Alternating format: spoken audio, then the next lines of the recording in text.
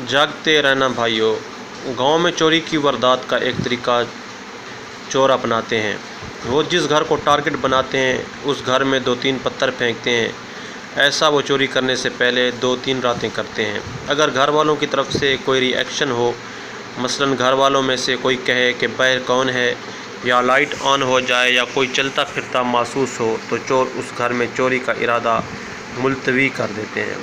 लेकिन उसके बरक्स उनके छोटे छोटे पत्थरों के जवाब में कोई रद्द अमल ना हो तो चोर पूरी तैयारी के साथ आते हैं और घर का सफाया करके चले जाते हैं। बताने का मकसद ये है कि ख़त्म नबूवत सल्लल्लाहु अलैहि वसल्लम की शिक हटाने ना हटाने या फिर मामूली अल्फाज की रद्द-व-बदल को मामूली ना समझें।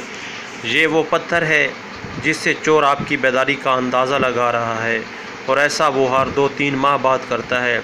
अगर आप जागते रहेंगे तो चोर चोरी नहीं कर पाएगा, बस पहरा देना है। इसलिए ख़त्म नबूवत पर कोई मसलहत बर्दाश्त ना की जाए। कादियानी और उसके साथी कल भी काफिर थे, आज भी काफिर हैं। सिर्फ आप ही पढ़कर आगे ना बढ़ जाएं, बल्कि ये तहरीर सदका जारिया है। शेयर करके बाकी अहबाब तक पहुँचाइए। शुक्रिया। इसमें आपका बमुश्किल 1 लम्हा सर्फ होगा, लेकिन हो सकता है इस 1 लम्हे की उठाई हुई तकलीफ़ से आपकी शेयर करदा तहरीर हज़ारों लोगों के लिए सबक आमूज़ साबित हो।